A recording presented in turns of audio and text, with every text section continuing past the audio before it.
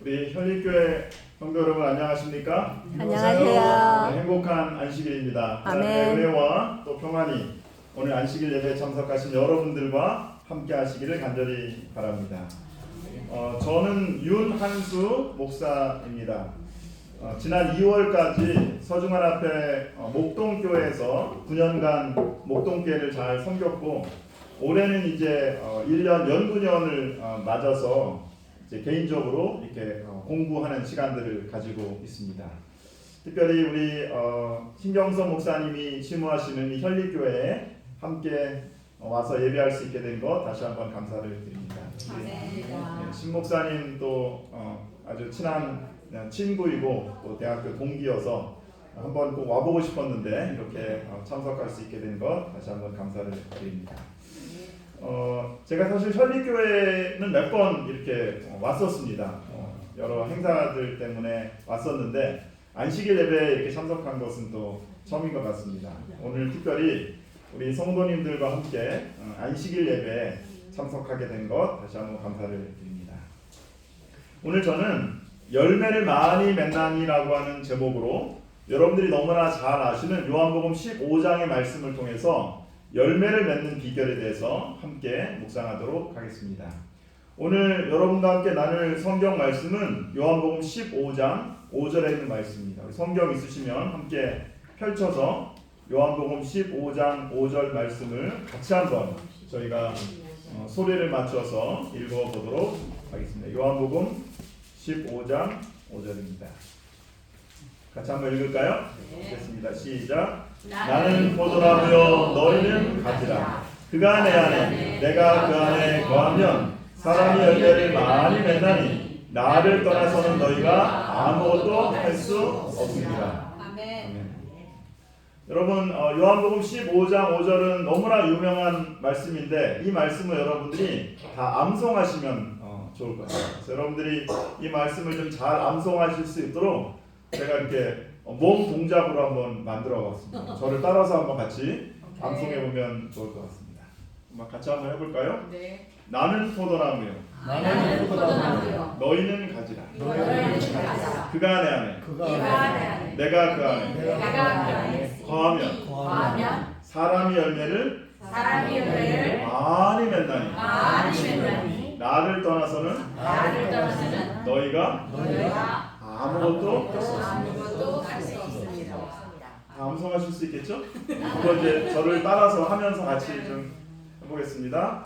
나는 포도나무요 너희는 가지라. 그가 내 안에 내가 그 안에 거하면 사람이 열매를 많이 맺나니 나를 떠나서는 너희가 아무것도 할 수 없습니다. 아멘. 오늘 말씀을 통해서 우리는 한 가지 질문에 대하여 답할 수 있습니다. 그리스도인 삶의 목적은 무엇이고 그 열매는 무엇입니까? 미국의 어느 도시를 여행하던 사람이 일요일에 예배드릴 교회를 찾고 있었습니다. 마침 도로를 정비하고 있는 교통경찰관에게 내가 지금 예배를 드리려고 하는데 어느 교회 가서 예배를 드리면 좋을지 교회를 소개시켜 달라고 이야기를 했습니다. 그러더니 그 경찰관이 이리 이렇게 가라고 저 멀리 있는 교회를 소개시켜 주었습니다. 어렵게 그 교회를 찾아가서 예배를 마치고 나온 그 경찰관에게 여행객이 물어보았습니다. 아니 내가 그 교회를 찾아서 가다 보니까 가까운 교회도 많이 있던데 왜 그렇게 멀리 그리고 찾기 힘든 그 교회를 저에게 소개시켜 주었습니까? 그러자 경찰이 이렇게 이야기를 합니다. 그 교회에서 예배를 드리고 나온 교인들의 표정이 다른 교회에서 예배를 드리고 나온 교인들의 표정보다 훨씬 기쁘고 즐거운 것을 제가 보았습니다. 저는 교회를 다니지 않습니다. 그러나 그 교회가 그 교인들의 얼굴 표정을 통해서 그 교회가 은혜로운 교회이고 그 교회가 진리 교회인 것 같아서 제가 그 교회를 소개시켜 드렸습니다. 사람들은 우리가 무엇을 믿느냐에 관심이 있기보다는 우리가 어떻게 사느냐에 관심이 있습니다. 그러므로 여러분들이 앞으로 교회를 오실 때 특별히 제일 중요한 것은 이제 설교를 마치고 나가실 때 여러분들의 표정을 잘 관리하시기 바랍니다. 여러분들이 오늘 예배를 마치고 교회를 나가실 때 어떻게 나가셔야 되겠어요? 네, 막 인상을 이렇게 쓰고 막 심각한 표정으로 나가면 사람들이 어떻게 생각하겠어요? 아, 저 교회는 좀 심각한 교회라고 생각할 겁니다. 그러나 우리가 정말 말씀을 통해서 받은 은혜 그리고 예수님을 통해서 만난 기쁨을 얼굴에 표현해서 나간다면 많은 사람들이 우리 교회가 은혜로운 교회이고 진리 교회임을 깨닫게 되리라 믿습니다. 여러분 이 사진에 있는 열매가 혹시 무슨 열매인지 아십니까? 오미자. 오미자. 아유 어른들은 너무 금방 맞추시네요. 이 열매는 오미자 열매입니다. 주로 우리가 차나 청으로 만들어 먹죠. 오미자가 왜 오미자예요? 오미자는 몇 가지 맛이 있다고 합니까? 5가지 맛이 있다고 합니다. 단맛, 짠맛, 신맛, 쓴맛, 떫은 맛. 5가지 맛이 있습니다. 그래서 오미자라고 그렇게 부릅니다. 오미자의 신맛은 간 기능에, 간 건강에 아주 도움이 된다고 합니다. 쓴맛은 심장하고 혈액순환을 좋게 한다고 해요. 매운맛은 폐와 기관지에 또 좋다고 합니다. 단맛은 비장과 또 여자분들의 자궁에 또 좋다고 해요. 그리고 짠맛은 신장 건강에 유익이 한다고 합니다. 제가 오늘 오미자 팔러 온 것은 아니고요. 오미자가 이렇게 여러 맛이 있고 색깔이 있는데 이런 오미자의 모습을 보면서 우리가 한번 나의 삶에는 어떤 열매가 맺힐까? 특별히 나의 삶의 열매는 어떤 맛과 어떤 향기가 있는지 다시 한번 우리가 생각해 보면 좋을 것 같습니다. 성경 첫 번째 책 창세기는 열매에 대한 말씀으로 시작을 하죠. 특별히 셋째 날 하나님께서 뭘 만드셨어요? 각기 종류대로 씨 가진 열매 맺는 나무를 만드셨습니다. 많은 사람들이 얘기하기를 셋째 날 하나님이 나무를 만드셨다고 얘기하는데 그냥 나무가 아니라 어떤 나무예요? 씨 가진 열매 맺는 나무입니다. 다시 말하면 나무가 존재하는 목적은 열매를 맺기 위한 것입니다. 6째 날 하나님께서 온 지면에 씨 맺는 모든 채소와 씨 가진 열매 맺는 모든 나무를 사람들에게 최초의 음식으로 주었습니다. 그러니까 다시 말하면 열매가 열리면 그 열매는 나무가 먹는 게 아니라 누가 먹는 거예요? 다른 사람이 먹는 것이죠. 다시 말하면 열매는 나무 자신이 아니라 남을 위해서 필요한 것입니다. 성경의 마지막 책인 요한계시록에도 열매가 나오죠. 무슨 열매가 나옵니까? 생명나무 열매가 나옵니다. 계시록 22장 2절의 말씀을 한번 같이 읽어볼까요? 같이 읽습니다. 광자루에 생명나무가 있어 12가지 열매를 맺되 달마다 그 열매를 맺고 그 나무 잎사귀는 만국을 치유하기 위하여 이르라.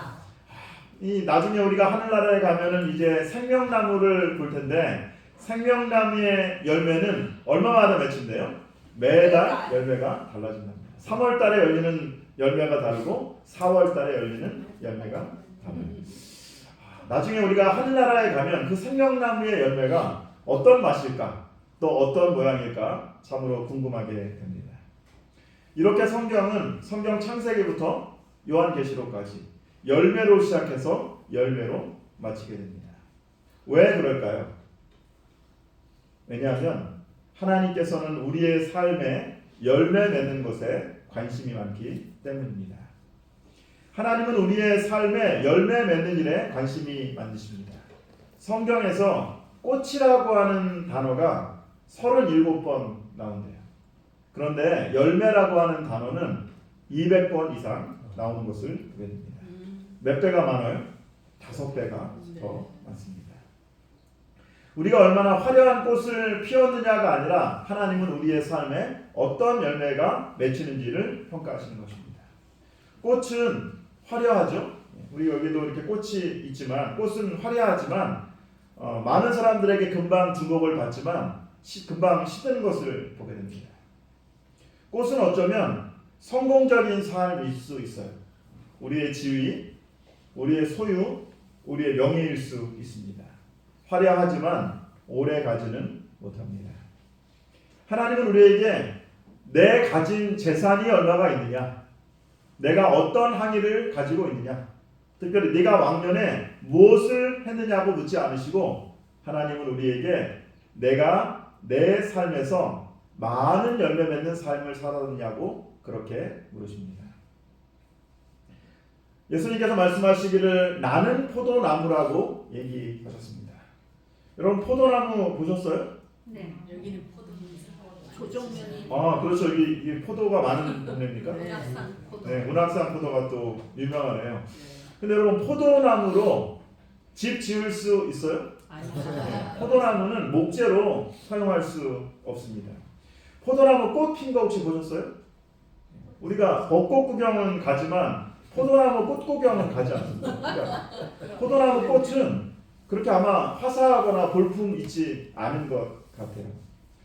포도나무를 이렇게 난처럼 이렇게 해가지고 관상용으로 만들어 놓은 거 혹시 보셨습니까? 그렇게 사용하지도 않습니다. 볼품이 없어요. 포도나무가 인삼처럼 어떤 약재로 쓰이지도 않습니다. 그럼에도 불구하고 왜 포도나무를 심으시죠? 포도나무의 핵심은 뭐예요? 탐스러운 단 열매인 것입니다. 사람이 열매를 많이 맺나니 하나님께서는 우리의 인생의 목적도 많은 열매를 맺는 삶이라고 그렇게 말씀하고 있습니다. 실무엘기원 67쪽에 있는 말씀을 한번 같이 읽어보겠습니다. 같이 읽습니다. 그리스도인 생애의 목적은 열매 맺는 일이다. 곧 믿는 사람의 마음속에 그리스도의 품성을 재현시키고 또 다른 사람에게도 그 품성이 재현되도록 하는 것이 그리스도인 생애의 목적이다. 모든 그리스도인의 삶의 목적은 열매를 맺는 것이다. 나는 포도나무요 너희는 가지라. 오늘 요한복음 15장 5절의 말씀을 통해서 예수님께서 뭐라고 말씀하시냐면 예수님이 뭐래요? 포도나무예요. 우리는 뭡니까? 가지입니다. 그러므로 가지인 우리가 예수님 안에 뭐하기만 하면, 붙어있기만 하면 열매를 맺게 해주신다고 말씀하십니다. 여러분들이 예수님께 꼭 붙어서 풍성한 열매를 맺게 되시기를 간절히 바랍니다. 비바람이 불죠. 비바람이 불어도 포도나무에 붙어있는 가지는 분명히 열매를 맺습니다. 살다 보면 우리가 삶을 살아가면서 물질적으로 또 건강으로 또 사람으로 다양한 비바람에 흔들릴 때가 있어요. 우리 아까 안 교장님 이야기 들어보니까 거의 계약을 할 것 같은 사람이 사람을 믿었는데 이 사람이 어떻게 해요? 흔들립니다. 그럴 때마다 우리가 어떤 마음을 가져야 돼요? 포도나무이신 예수님께 단단히 붙는 마음을 해야 되는 것입니다. 날마다 나의 연약함을 예수님의 강함에, 나의 약점을 예수님의 장점에, 나의 허물을 그리스도의 충만하심에 연결할 때 많은 열매를 맺을 수 있으리라 그렇게 믿습니다. 아마 탈무드에 나온 말인 것 같아요. 천사 셋이 하나님께 물었습니다. 하나님은 무슨 재미로 사십니까? 하나님은 무슨 재미로 사실까요? 그랬더니 하나님께서 가장 행복한 사람의 얼굴을 찾아오라는 숙제를 내주셨습니다. 그래서 이제 각각 천사들이 땅에 내려서 이제 가장 행복한 사람이라고 생각하는 사람의 얼굴을 사진으로 또 그림으로 그려왔습니다. 첫 번째 천사는 오곡백과가 무르익은 들판을 바라보면서 만족해하는 농부의 모습을 그려왔습니다. 농부의 모습이 가장 행복한 모습입니다.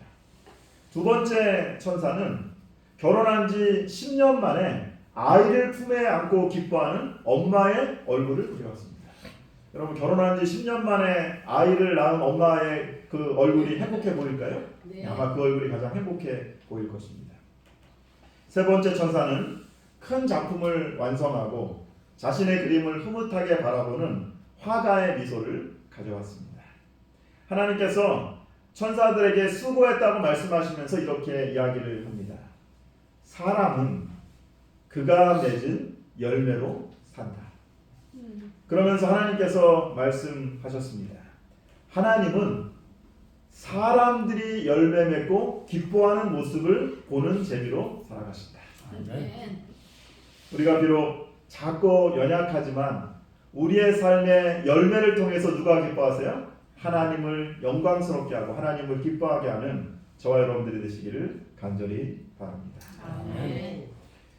요한복음 15장 5절 말씀 여러분 다 기억하셨습니까? 네.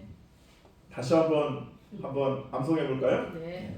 아까처럼 한번 모션을 외우면서 다시 한번 암송해 보겠습니다. 같이 한번 합시다. 시작. 나는 포도나무요 너희는 가지라. 그가 내 안에 내가 그 안에 거하면 사람이 열매를 많이 맺나니 나를 떠나서는 너희가 아무것도 할 수 없습니다. 그러면 우리의 삶에서 어떻게 많은 열매를 맺힐 수 있을까요? 여기 비결은 하나입니다. 어떻게 하라 그래요? 내가 예수님 안에 거하고 예수님이 내 안에 거하시는 것입니다. 그러면 우리가 어떻게 예수님 안에 거할 수 있을까요? 로마서 10장 9절과 10절에 그거에 대한 해답을 얘기하고 있습니다. 내가 만일 내 입으로 예수를 주로 시인하며 또 하나님께서 그를 죽은 자 가운데서 살리신 것을 내 마음에 믿으면 구원을 얻으리라. 사람이 마음으로 믿어 의에 이르고 입으로 시인하여 구원에 이르느니라. 우리가 믿음으로 예수님을 하나님의 아들이라고 고백하면, 우리가 믿음으로 예수님을 주님이라고 고백하면 우리가 뭐 하는 거예요? 예수님 안에 거하는 것입니다. 믿음으로 예수님을 고백할 때 예수님과의 생명적인 관계가 시작되는 것입니다. 그대의 죄를 고백하고 그대 자신을 하나님께 바치라. 그분을 섬기기로 선택하라. 그대가 그렇게 할 것 같으면 하나님께서는 그대에 대한 당신의 약속을 분명히 지켜 주실 것이다. 그대가 믿을 때 하나님께서 역사하신다. 아멘. 우리가 얼마나 연약한 존재인지, 우리가 아무것도 할 수 없는 존재라는 사실을 믿음으로 예수님 앞에 고백하시게 되기를 바랍니다. 그리고 여러분들이 두 손 들고 주님 앞에 와서 예수님이 나의 주님이심을 고백할 때 예수님 안에서 새로운 생명이 시작되는 것입니다. 두 번째는 우리가 예수님 안에 거하고 그 다음에 우리 하나님의 말씀이 우리 안에 거하는 것입니다.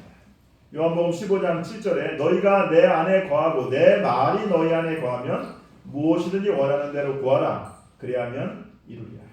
우리가 하나님의 말씀을 어떻게 하고 읽고 묵상하고 암송하고 삶에 적용할 때 우리는 우리 안에 예수님을 모시게 되는 것입니다. 어떻게 우리가 말씀을 암송하고 어떻게 말씀을 또 묵상해야 될지 나중에 또 기회가 되면 이 부분들 여러분과 함께 말씀드리도록 이렇게 하겠습니다.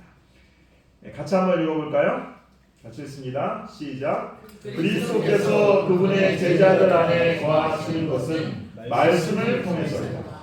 이것은 그분의 살을 먹고 그분의 피를 마시는 것으로 상징된 동일한 필수적인 연합이다. 그리스도의 말씀은 영이요 생명이다. 말씀을 받아들임으로 그대들은 포도나무의 생명을 받는다. 사랑하는 여러분, 하나님의 말씀이 생명입니다.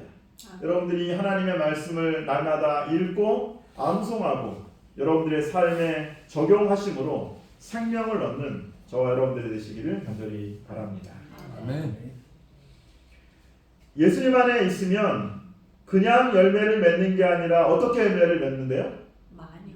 열매를 어떻게? 많이. 저는 이 말씀이 너무 좋아요. 예수님 안에 있으면 어떻게 열매를 맺어요? 많이 열매를 맺습니다. 그런데 이 많은 열매는 소유의 개념은 아닌 것 같아요.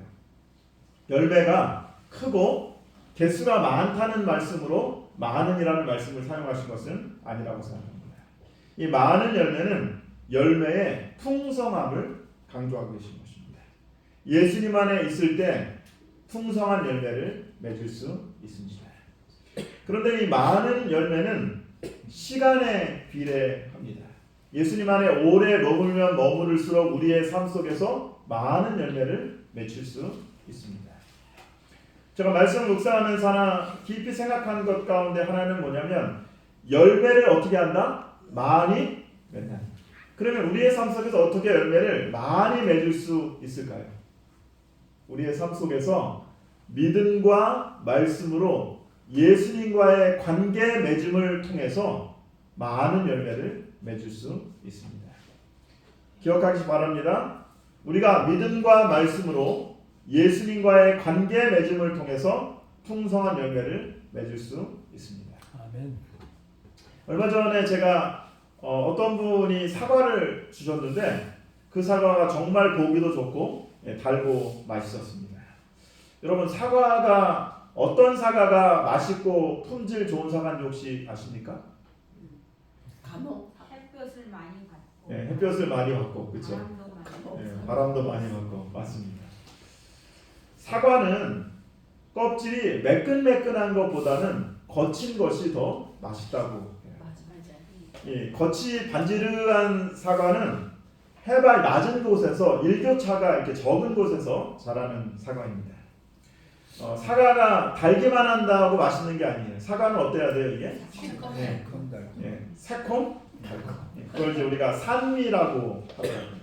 그러니까 무조건 단 게 아니라 단맛도 있지만 무슨 맛이 있어야 돼? 약간 신맛이 있어야 맛있는 사과가 되는 것입니다.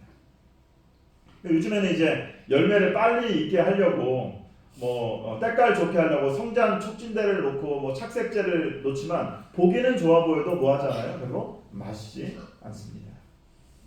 열매가 맺고 익어가는 데는 시간이 필요합니다.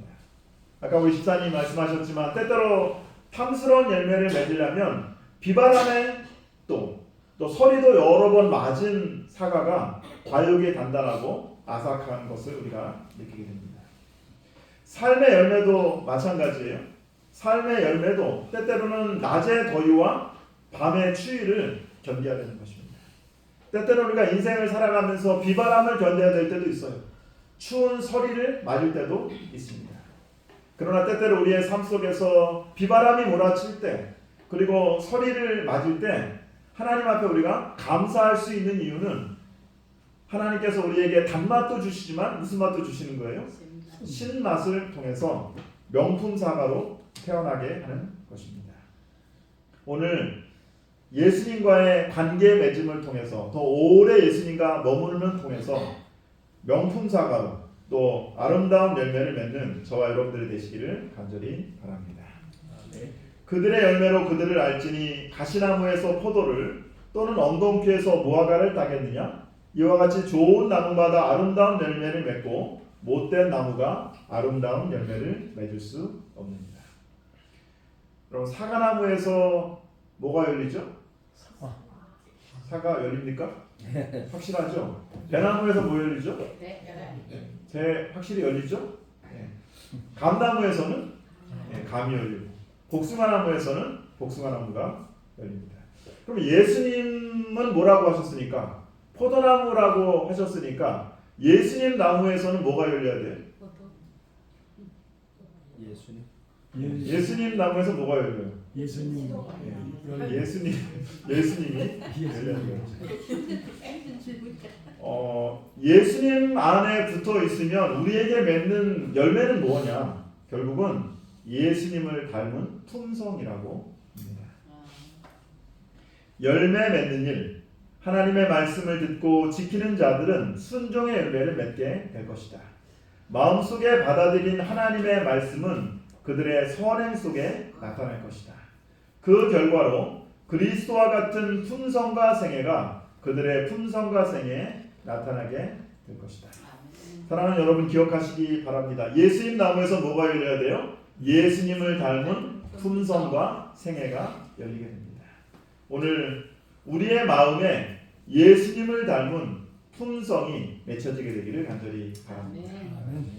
오직 성령의 열매는 사랑과 희락과 화평과 오래 참음과 자비와 양성과 충성과 온유와 절제니 이 같은 것을 금지할 법이 없느니라. 여기 갈라디아 5장 22절 23절에 보면 성령의 열매가 나오는데요. 성령의 열매가 몇 가지죠? 아홉 개. 예. 성령의 열매가 한 가지입니까? 9가지입니까? 한 가지인데 그 맛이 나요. 오미자입니까? 원문에 보니까는 오미자. 성령의 열매들은이라고 말하지 않고 뭐라고 하냐면 성령의 열매는이라고 얘기했어요. 다시 말하면 성령의 열매는 한 가지 과일이지만 9가지 열매가 나는 과일인 것 같아요. 오미자. 예, 많은 사람들은 오미자. 구미자예요, 구미자. 예, 많은 사람들은 그리스도인들에게 있어서 성령 충만이라고 하는 단어, 예, 성령 충만이라고 하는 것을 능력이라고 생각해요. 기도했더니 응답받았다. 방언을 한다. 또 병고침의 은사를 받은 곳에 성령이 임했다고 이야기합니다.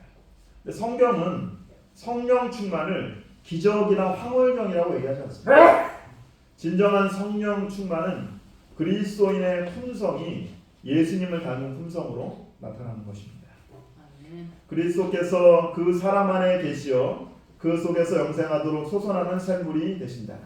또한 이러한 사람은 참 포도나무의 가지로서 많은 포도송이를 맺어 하나님을 영화롭게 한다.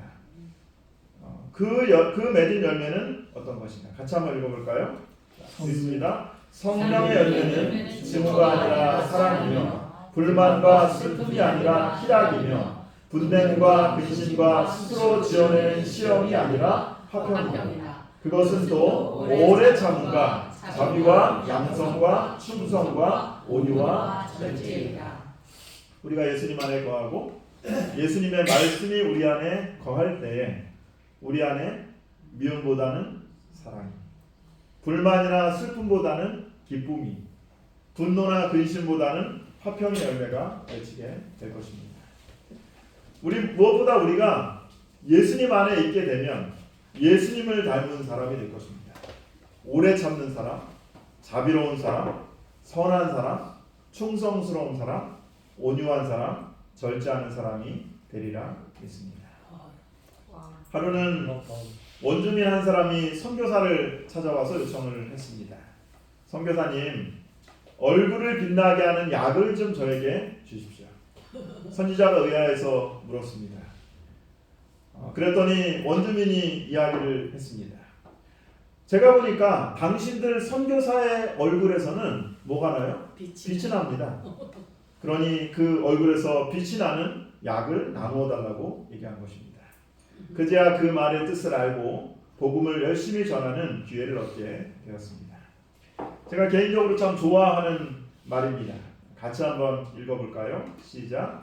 다른 이에게 지치는 우리의 감화는 우리의 말보다 우리의 사람됨에 더 크게 작용된다. 그리스도의 온유하심으로 특징 지어진 언행일치의 생활은 세상에서 능력이 되는 것이다. 세상에 나타날 가장 강력한 감화력은 우리의 말이 아니라 우리의 삶을 통해 드러나게 될 것입니다. 사람들은 우리의 삶의 열매를 통해서 예수님을 보게 될 것입니다. 그리스도인 생의 열매는 그리스도를 닮은 품성입니다. 말씀을 준비하면서 제 마음 가운데 드는 단어가 품격이라고 하는 단어입니다. 품격이라고 하는 말이 무슨 말이에요? 사람됨이라고 하는 말이죠. 성품이라고 하는 말입니다. 그 사람에게 풍겨오는 품위를 얘기하는 것입니다. 요즘 사람들은 능력보다 중요한 것이 바로 사람됨입니다. 그리스도인의 삶에서 가장 중요한 것은 능력이나 기적이 아니라 그리스도를 닮은 품성입니다. 한 책에서 이렇게 이야기를 했습니다. 말은 마음의 소리이다. 수준이나 등급을 의미하는 한자의 품의 구조가 흥미롭다. 입구 세 개가 모여 이루어졌음을 알 수 있다. 말이 쌓이고 쌓여 한 사람의 품성이 된다. 내가 무심코 던져진 한마디의 말에 품격이 드러나는 것입니다. 나만의 채취, 내가 가진 고유한 인양은 분명 내가 구사하는 말에서 뿜어져 나옵니다. 오늘 예수님 안에 있으므로 예수님을 닮은 품성과 사랑을 드러내시는 저와 여러분들이 되시기를 간절히 바랍니다. 무엇보다도 매일매일 우리의 삶 속에서 예수님과 함께 거함으로 우리의 삶을 통해서 예수님을 드러내시는 저와 여러분들이 되시기를 간절히 바랍니다. 아마 그러면 우리의 삶에서 예수님이 드러난다고 하면 많은 사람들이 궁금해할 거예요. 우리 집사님, 장로님, 장로님은 왜 이렇게 얼굴이 기쁘고 즐겁습니까? 그럼 뭐라고 말씀하시면 돼요? 녹즙을 먹어서. 예, 녹즙을 먹어서라고 하는데 우리 교회 와봐. 우리 교회 뭐 하면 돼? 한번 와보면 돼. 우리의 삶을 통해서 예수 그리스도의 품성을 드러내는 저와 여러분들이 되시기를 간절히 바라면서 오늘 말씀을 마치도록 하겠습니다. 아멘.